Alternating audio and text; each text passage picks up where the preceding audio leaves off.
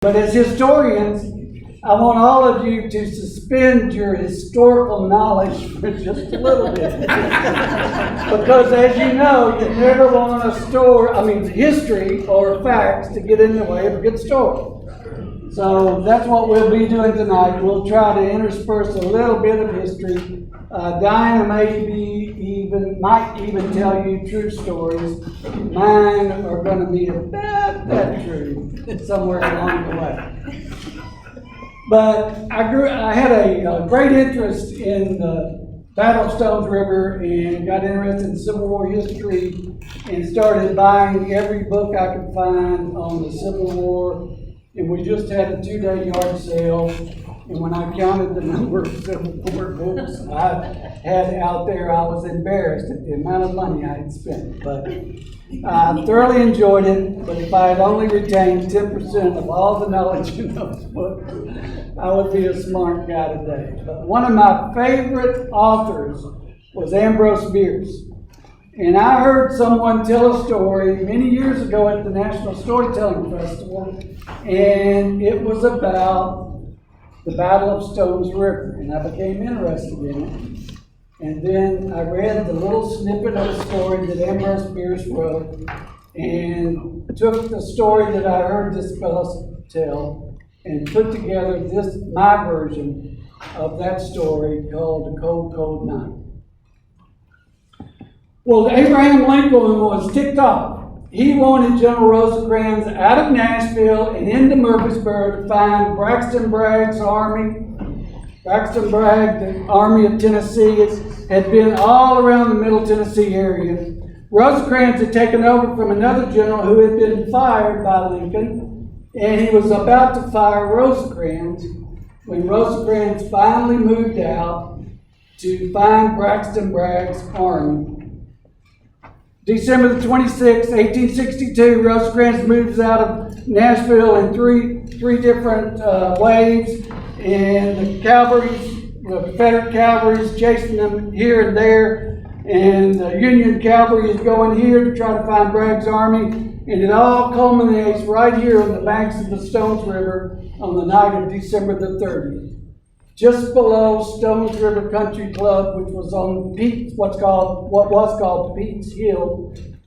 They met at the river there. They both backed off, and they formed their battle lines. Both generals planned to attack early the next morning. Both of them had the exact same plan. Attack with their left flank, attack the enemy's right flank, and try to fold them up, either send them back to Nashville or destroy the army, which is what Lincoln wanted. He needed a victory badly. This story occurs after the first day of the battle. What happened was the Confederate forces struck at daylight. Rosecrans' plan was to strike after breakfast.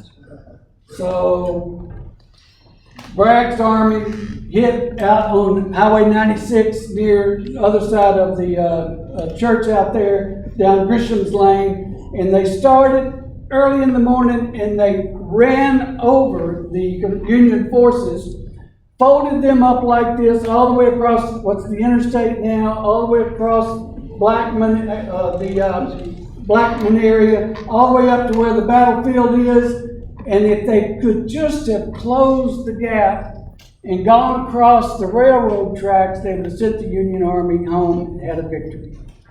And they tried all day long. They tried. They attacked. And the subject of my story was right there in the middle of the fighting where the Confederate forces came over and over and over. Well, Rosecrans rallied his troops. They held off the Confederate army, and darkness fell, got real cold. How many of you are from Murfreesboro? You know how warm it gets on Christmas Day, around that period of time. How many times have we played outside in our shirt sleeves during the Christmas season, and then at night it gets real cold? Well, that's what happened that night. To finish the battle, the next day they thought they would attack, they didn't. The third day, Breckinridge attacks across McFadden's Ford and is hit by 54 cannon, drives him away. Bragg loses, has to retreat to Tullahoma, and that's the end of Murfreesboro being occupied by Confederate forces for the rest of the war. Well, Ambrose Bierce was right in the middle of all this fighting. He was in an Indiana regiment, and they were at a railroad cut. And wave after wave of Confederate forces were attacking them. Their men were falling left and right, and they were stacking them up like cordwood in the back. During the fighting, they noticed that a Union sergeant was shot right in the head, the bullet exiting out the back.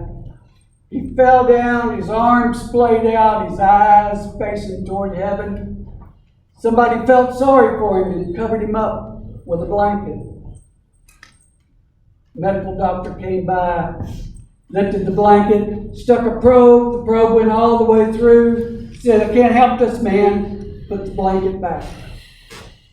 Fighting raged around him, and he stayed there. At the end of the day, as I told you, everybody thought the Union Army was defeated. Everybody thought they would leave. But George Thomas said, "This is as good a place to die as any." So he convinced Rosecrans that they would stay and not retreat back to Nashville. That night, the orders went down. Ambrose Bierce and his buddy had lost their coat. They'd lost their blankets.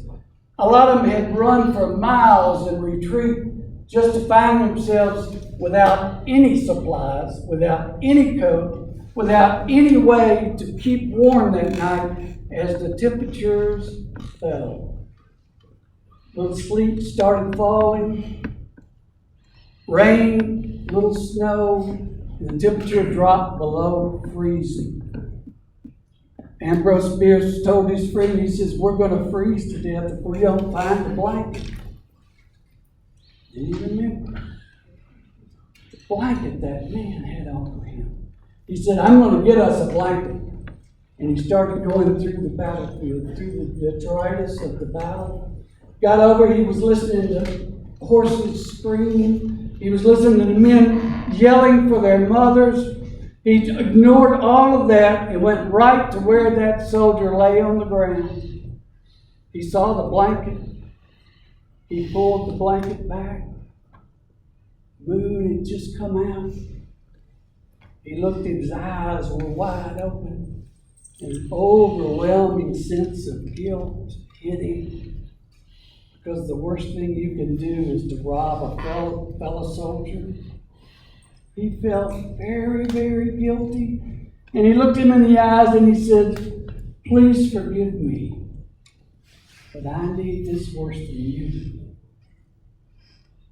He took the blanket, made his way back across the battlefield to where he and his friend were going to huddle up in a limestone outcropping. If you've ever been to the battlefield, you know they're everywhere.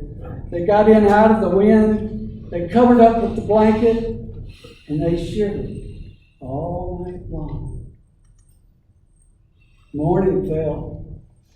Everybody thought the Union Army was going to retreat, but they did. Everybody thought the Confederate Army was going to attack. So he looked at his friend and he said, "You know, we're going to have a hot day of it today. We don't need this blanket. I'm going to take it back to that poor soul." So he took the blanket, walked across the battlefield. Heavy frost had fallen during the night, so thick it looked like snow on the ground. He made his way through all of that. He got to where that body was the night before, but he didn't see a man. Splayed out with his arms looking toward heaven, eyes looking up. He didn't see a man like that at all, but what he saw in the same location was a man turned over on his side. His knees were pulled up to his chest. His chin was tucked into his coat collar. Each arm was tucked into the opposing sleeve, and he was hugging himself on his side. This was not the posture of a man who had died from a bullet wound to the head. This was the posture of a man who had frozen to death during the night. And as he was looking down at the ground, trying to take all of this in, he noticed some writing in that frost within an arm's length of that soldier. He got closer, and when he saw what it said, his heart almost stopped. His blood ran cold, because written in that heavy frost were the words, "You are forgiven." And that's my version of the story, Cocoa Night by Ambrose Bierce. Thank you.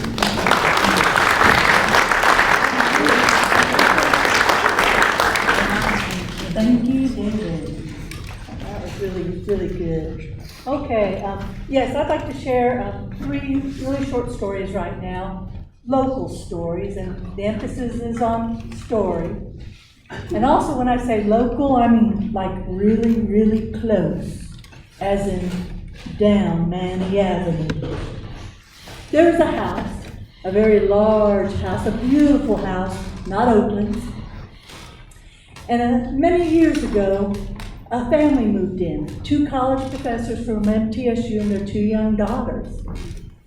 This was the house they were all going to grow up and grow old in, and they were looking forward to their time there. Well, one night, they were all sleeping, and the wife woke up and saw one of the girls in her room, and she said, "You need to go on to bed." And then she looked a little closer, and she realized that wasn't her daughter, neither one of them. And so she looked, and as calmly as she could, she said, "Who are you?" And the little girl said, "Well, I lived here, and I died here." Ooh. And the professor said, "Oh, okay. Well, you go on now. I need to get some sleep." And the little girl did. She disappeared. The woman did not sleep, though. And that was only the first appearance out of many, many, many of the little girl. In fact, the little girl became a playmate to their daughters. There were times when the daughters actually insisted on setting a table setting for her because she was going to join them for dinner. Their friends would say, when they spent the night, "Hey, there's someone else in the room," and the daughters would say, "Don't worry about her, she's not going to bother you." And then there were many times when the professor would hear giggling behind her. She was trying to do some grading of papers, and she'd have to say, "You need to leave me alone. I've got my work to do." And so that's just how their life went. They had this other being living with them. But as time went on, their daughters grew up and were getting ready to leave, and the family decided they didn't need that big house anymore. And so they put it on the market, and they were going to sell it. And they made the decision not to tell anybody that, although it might not come, with furniture, it did come with somebody living there, something living there.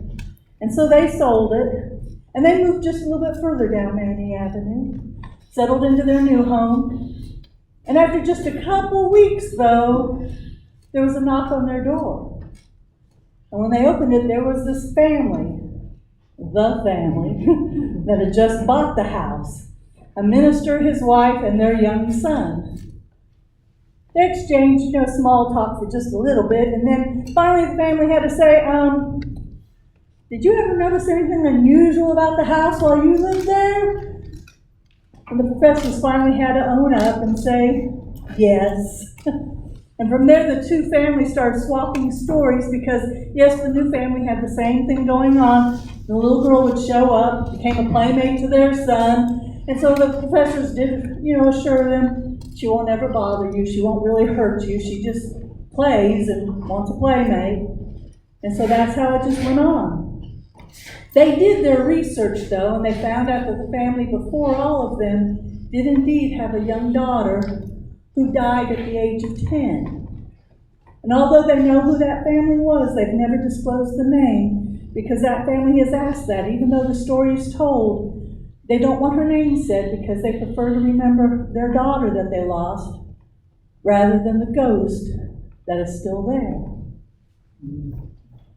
Now another story just a little bit further down Manny Avenue. The corner of Manny and Main. There's all those fine houses down Main Street, where many of the wealthy families of Murfreesboro took up residence and had these big houses, and some of those houses were boarding houses.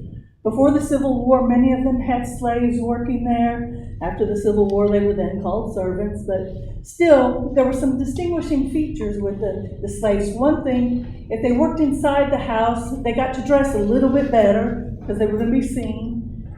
But shoes were always a prized possession for any slave or servant at that time. So much so that if the slave died, they weren't buried with their shoes. The shoes were passed on to somebody else, because these were treasured possessions. Something else with all these servants and slaves is they'd have to get up really early in the morning to start breakfast for their employers, for the tenants of the boarding houses, either way.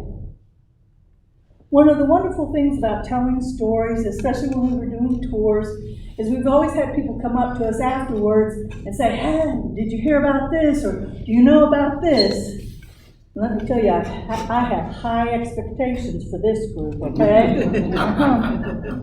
But after one tour, some people came up to us and they said, "Do you know about the house on the corner?" And I was like, "What?"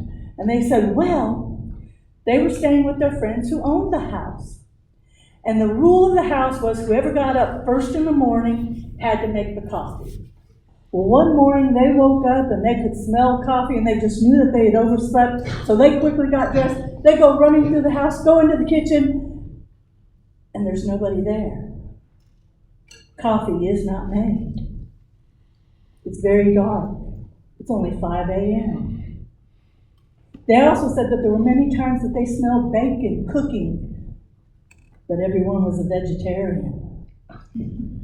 The owner said that they wondered what was going on, but they had a little bit of a clue when they moved in and that they had started renovating the house and cleaning areas out. And way up on the top floor, underneath one of the window eaves, they found some really old, dilapidated shoes. They knew that they couldn't belong to anyone who owned the house because they were just so old and worn out. Nobody would have kept them. So they figured they must have belonged to one of the slaves or the servants, so that they had been hidden under there like a prized possession. But they saw no use of them, so they decided they were going to throw them away. The house would not let them. The windows began to rattle. The doors began to slam. The walls were moaning until those shoes were put right back under those eaves. And that's where they remain to this day. Now, my final story about Manny Avenue is going even further down and around the corner, but I'm still going to call it Manny Avenue because I'm a storyteller and I can take liberties. But it's down Manny Avenue and around the corner on Broad. Oh, several decades ago, there used to be the Anderson Motel. Oh, the Andersons were the couple in Murfreesboro. Myrtle and her husband, they were opening up motels everywhere. He was not just happy with doing it in Tennessee, he was expanding his motel empire to different states, and he would travel getting them set up. They made the society pages. They were society. Oh, they were doing so well, and every year they'd get matching Cadillacs. That's how well they were doing. But then one day, Myrtle calls the police department. And she says, "There's been something bad happening here. You need to come check it out." The police came to the Anderson Motel, and they found Mr. Anderson under one of the beds, killed by a shotgun blast. And that's kind of it. There really wasn't much of an investigation. Nobody was ever charged with the crime. You see, nobody really liked Mr. Anderson. He was not a good man. He cheated people. He cheated his partners. He cheated on Myrtle. Oh man, he was just conniving. And so no one really had anything to say about him going that way. They didn't care. Now Myrtle, she sold all those motels. She had a really good life insurance policy on him, and she had a mighty fine retirement. Nothing was ever said or done. Even though Myrtle had killed a man before at the motel with a shotgun.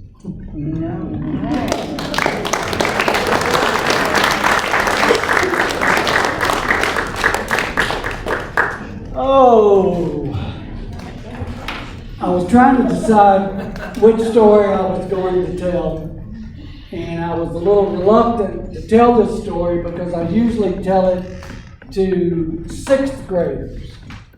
So for just a minute, as I looked around at you, I figured they can act like sixth graders. I've heard some of you act like sixth graders a lot, but so I'm going to try this one out on you anyway. I want you to pretend just for a minute you're in the sixth grade.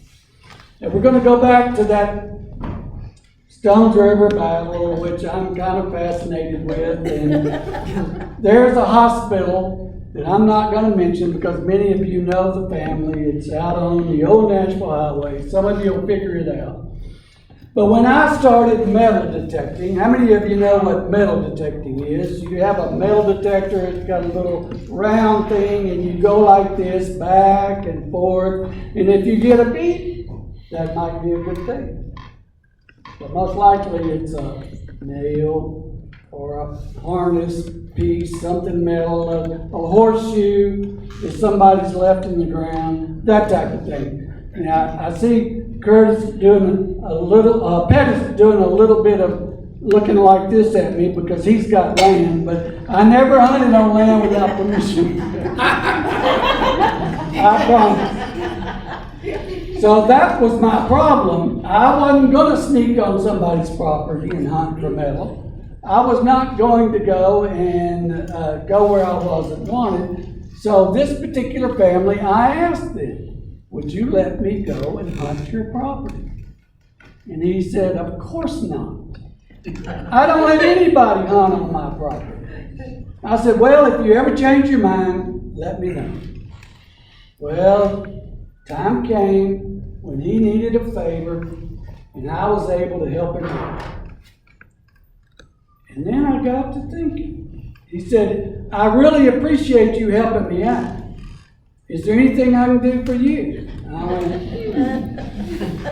you remember I told you I wanted to hunt on that field that you've got over beyond the house. Because that house had been a hospital, a field hospital and a hospital afterwards. They say that the arms and the legs were thrown out of those windows and were piled up higher than you could reach. All kinds of accoutrements of that the soldier would wear would be thrown out, so anything metallic would still be around, maybe. He said, I tell you what, this is your lucky day. I'm going to let you hunt. And I went, all right, I'll be there in the morning. And he went, no. You've got to come at midnight. I went, huh? He said, you've got to come at midnight. I don't want anybody to see you. I don't want people coming around, opening my gates, letting my cows come out.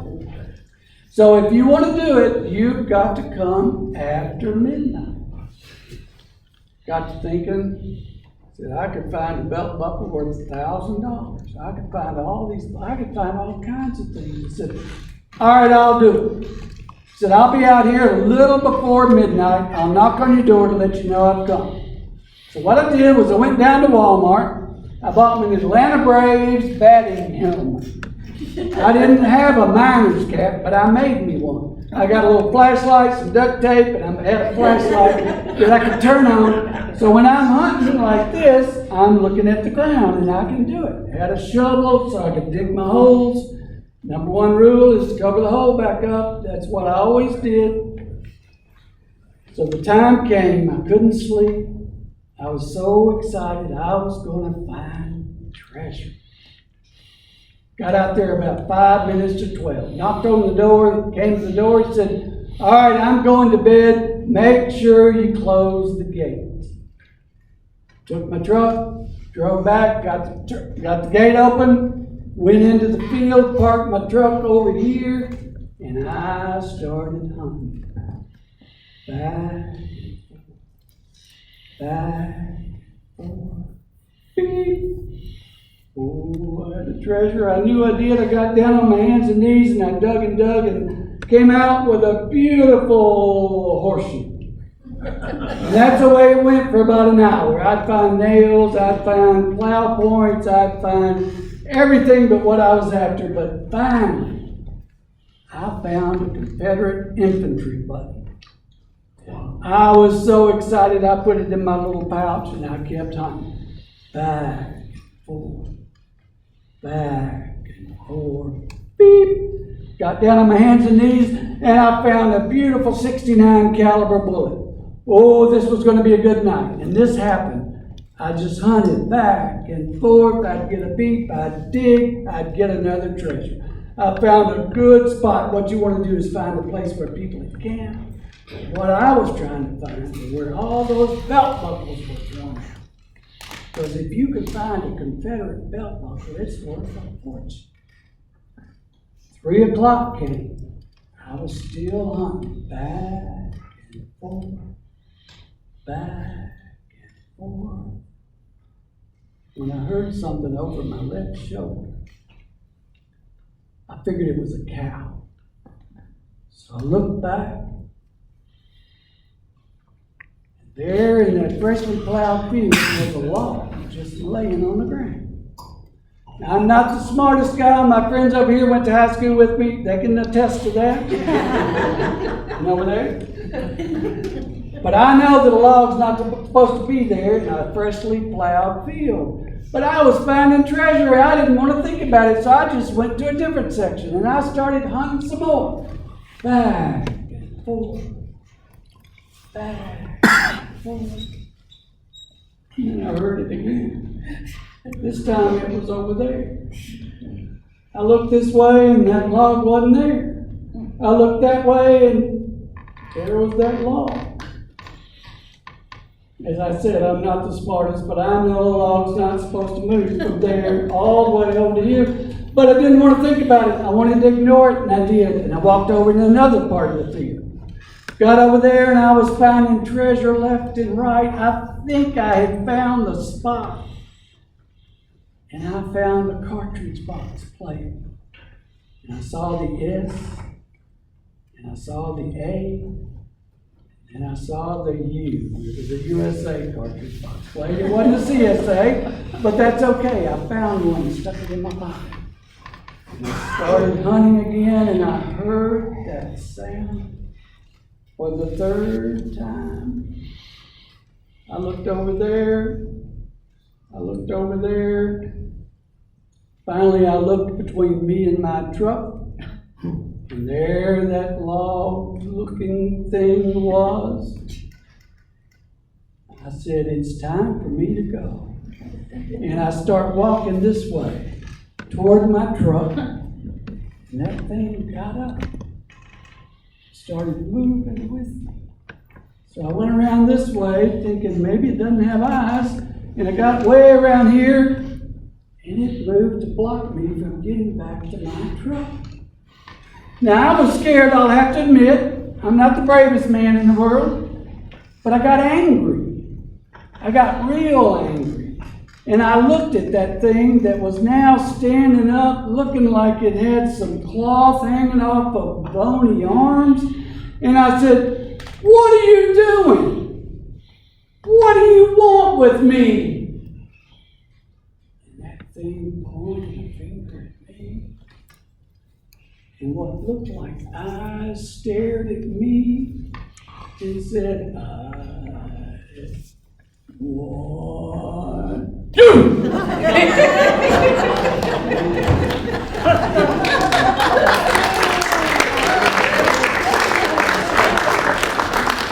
Thank you, sixth graders. Well, I normally say I thought this was the strangest story coming out of Murfreesboro, but I think that one has me beat. But anyway, to me, one of the strangest stories out of Murfreesboro is that of the three sisters in black. Yeah. On Maple Street, there is a marker where Soul College used to be. That was the first college in Rutherford County, and it was for women. We were very progressive back then. This was in the late 1800s, and this was a college for young women. It was the wealthy families from all over the South would send their daughters or sisters to this college to get a good education, to improve their academics, learn Latin, music, needlework, all those things that wealthy young women needed to know. One Virginia Wardlaw was asked to come and run the school. Now, Virginia herself came from a wealthy family of doctors and lawyers and educators, and she herself had this wonderful reputation of being a great educator. And her reputation was so good that people ignored the fact that she dressed all in black, from head to toe, gloves, hat, veil, as if she was in perpetual mourning, and no one knew who or why. She ran the school, and while she did, the school was doing very well. The young ladies were getting a good education, enrollment was up high, parents were pleased, and so all was going well until her two sisters joined her. Carolyn Martin and Mary Sneed, and they too dressed all in black, head to toe, gloves, hats, gloves. Now Carolyn was the more dominant of the three, and so she took to running the school into the ground. She wasn't paying the teachers, she wasn't paying the vendors, she wasn't paying people who did work at the school. She was having the young ladies change rooms all the time, curriculum was changing. There were just so many complaints about what was going on. And then she had her own strange behaviors, that sometimes she wouldn't come out of her room at all. And then when they did, they found that her room was filthy with food, and there were now rodents in the room. And sometimes maybe she had bathed and maybe she hadn't. Maybe she had her petticoat, maybe she didn't. Then there was the time that they heard a loud shotgun blast, and they go running to her room, and she's got the shotgun between her legs, had shot a bullet through the ceiling, and was laughing hysterically. She just wasn't right. But the young ladies were also complaining because they said those sisters would make them change their rooms in the middle of the night. And that sometimes they were found standing over the beds, swaying and chanting. So things were not going well. Prior to this, Carolyn's daughter was also attending the school, Oceana. They called her OC for short. And she was young and attractive, very smart, well liked by her fellow students while she attended school. Very popular. And so the sisters decided to remove her from the school. Not physically, but they disenrolled her from the classes and they kept her up in her room. And she was only allowed to be seen with the sisters and only allowed to speak if the sisters allowed her. On one of the few occasions she was seen in public, the mayor of Murfreesboro himself said he knew that those sisters meant to kill her. Now Mary's son, Fletcher, also lived in Murfreesboro, but he didn't live at the school because men were not allowed to live there. But he did work at one of the banks on the square. And so the whole family was there, and eventually the board of trustees got really tired of them and was working on getting rid of them. By this time, things had even gotten worse. The ladies were rarely seen in public, and when they did, people said they only came out at night, and that they would get a carriage and go riding down Maple Street, down Vine Street to the city cemetery. And the carriage driver said that they would see those ladies standing over graves, swaying and chanting by candlelight. And so that was enough for the Board of Trustees to say, you gotta go, okay? Now, it's one thing to be eccentric here in the South, but to practice witchcraft while running a school for young ladies, not allowed. And so they were all sent packing, and they just moved further down Maple Street into one of the bungalows. There, it continued. The only times they were seen was late at night. By this time, no carriage driver would pick them up. They were still seen walking down Maple Street. Even if you came to their house, you would be greeted by one of them dressed all in black, even in their home. Fletcher was living with them, O.C. was still living with them, and no one really knows when, but one night they all packed up and moved out. owing back rent. 5 years later, in a little hamlet in New Jersey, a police station gets a phone call. A woman on the other line says, "Please hurry. There's been an accident with my niece." And so one police officer goes to this house, and he is met at the door by a woman dressed all in black, head to toe, gloves, hat, veil. She says her name is Virginia Wardlaw, and that her niece Osie has committed suicide. He goes into the house, and she leads him upstairs to the bathroom, and there is this young woman face down in a tub full of water. But something doesn't sit right with him. For one thing, in talking to Virginia, she says that she's been in the house for almost 2 weeks, but there's no heat in the house. So that means Osie would have been in a tub full of cold water, and she was face down. If it had been suicide, she should have been face up. Oh, and there was a suicide note. In fact, there were several, written over different times by Osie, but inside the house themselves, no paper, no pen, no pencil were found. So they were written at different times, and who knows what her state of mind was. And so an investigation was ensued. And one of the things that came out of it was the autopsy of Osie. They found no water in her lungs whatsoever. She didn't drown. And instead what they found was that although she was a grown woman now, had married her cousin Fletcher and had had 2 children by him, she weighed less than 80 pounds. She had been starved. And what they also found was that there was morphine in her system. A lot of it, which she didn't need much, weighing as little as she did. And so yes, the police were indeed going to do some charges. They also did more investigating. What they found just amazed even the most prestigious businessmen of the time. These 3 Southern ladies, genteel ladies, were brilliant at insurance fraud. What they did from the South all the way up to New Jersey was take out huge life insurance policies on family members. And then they would borrow heavily against them, and then they would skip town without paying. Now, every now and then, they wanted a bigger payout, so they would produce a body. Carolyn's husband died under mysterious circumstances, and Mary had 2 other sons who died. One by accidentally setting himself on fire, and the other one by falling off a moving train. And both of those men, married with children, had insurance policies that paid out to their mother and his 2 aunts. And that was just some of the mystery. And so yes, there were going to be charges. During the investigation, the police also found from neighbors that there had been 3 women in black in that house up until the night before they came, the night the police came. So they wanted to go after her mother, Osie's mother, Carolyn, because she had been there the night before, and she never came to claim the body, and she didn't attend the funeral. So they arrested the 3 women, and they continued with this investigation, and I mean, it was so in-depth of how far they went with their insurance fraud that this investigation dragged out. Their prison stays were dragging out. Court dates were being delayed while more information was gathering. Virginia never went to trial. Virginia fell by the same way Osie did. She went on a hunger strike and starved herself and died in jail.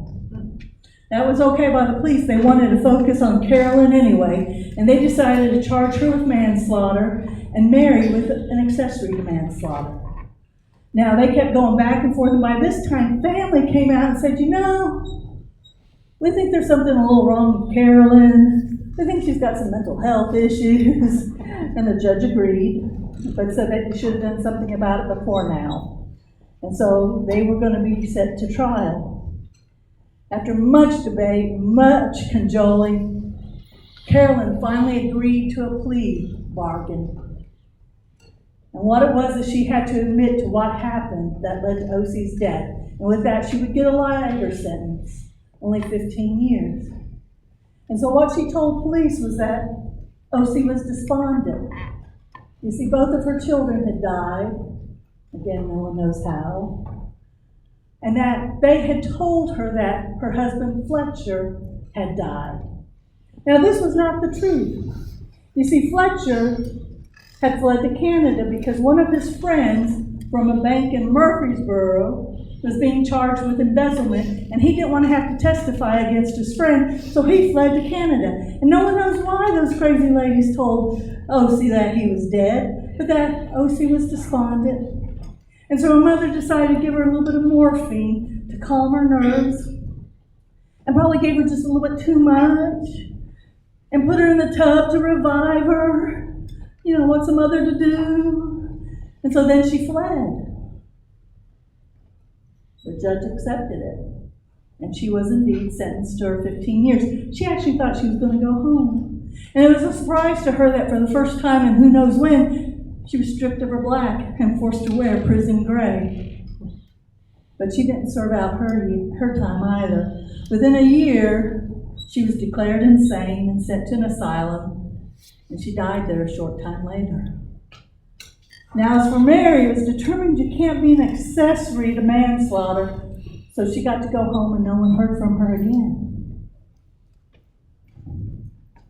15 years later, one of the banks at Murfreesboro was doing a big renovation, and they found an old safety deposit box in it. And they saw in there was a glove pinned to an old black evening bag. And there was a label on it, V. Wardlaw. And in that bag were several stones, brooches, worth more than $2,000 then. They advertised to get family members to come and claim the stones and brooches. No one wanted to admit to being part of that family. But instead, debt collectors came from 20 years back to get their share of their bills. Just so you know, they will always find you. And so they came and got their part of the money, and the money was gone. To this day, businesses on the square say that every now and then they see a woman dressed all in black roaming the square, and we wonder if it's not Virginia Wardlaw looking for her bag. But every now and then they say they see 3 women in black. And on those nights they walk down Maple Street, down Vine Street, to the city cemetery.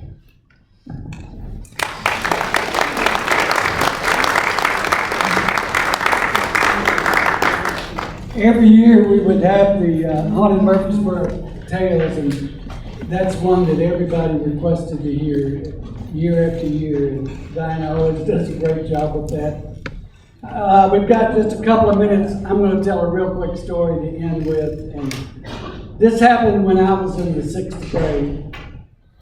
Mrs. Atkinson's class, Mitchell Nielsen Elementary School. There was 4 of us, me and Buddy and Patsy and Carol. We hung out all the time.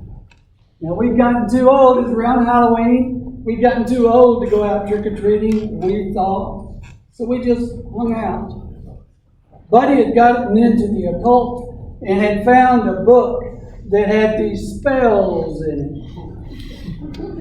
And it showed you how to call the dead from the cemetery.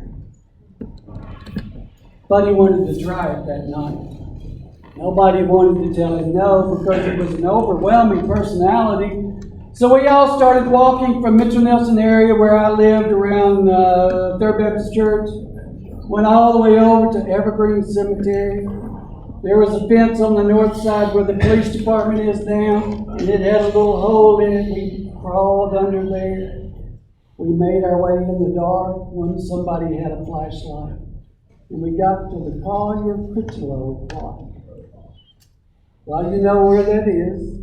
It's got the strangest looking chairs. There are 2 left. I went yesterday to make sure they were still there. One of them was in the corner. And Buddy said, "This is where we're going to do it." And we said, "What?" He said, "We're going to call up the dead." Okay.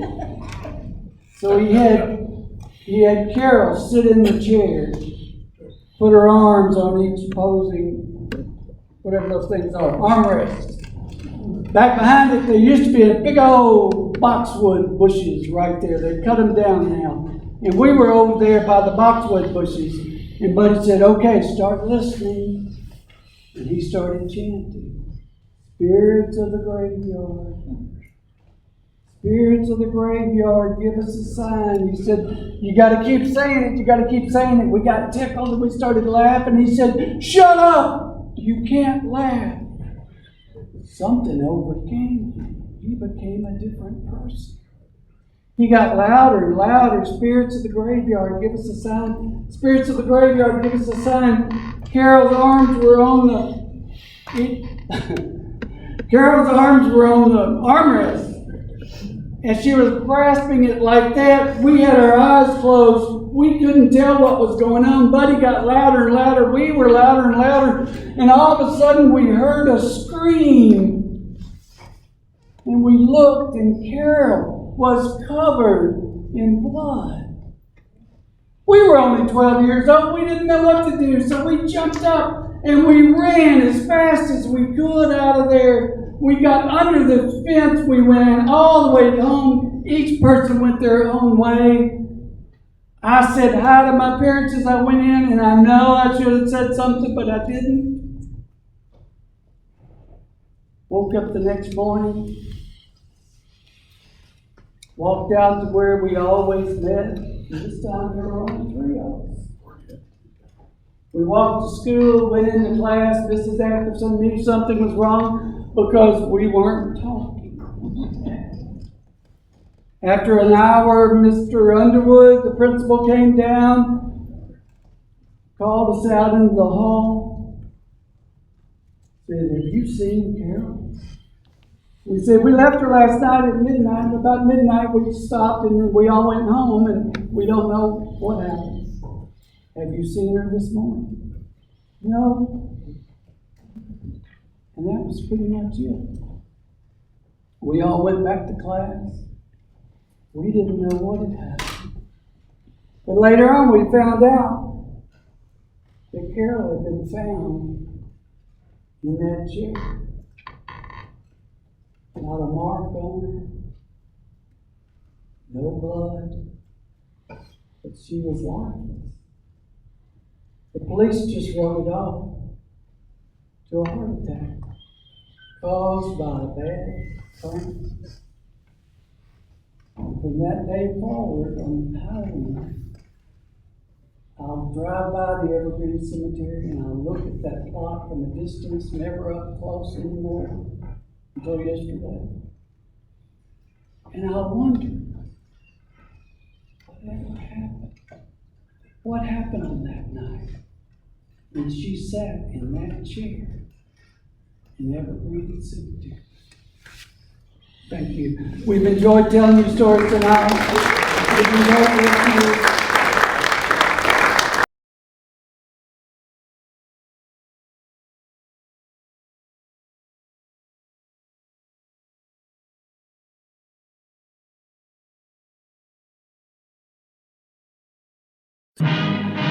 This has been a JJV production.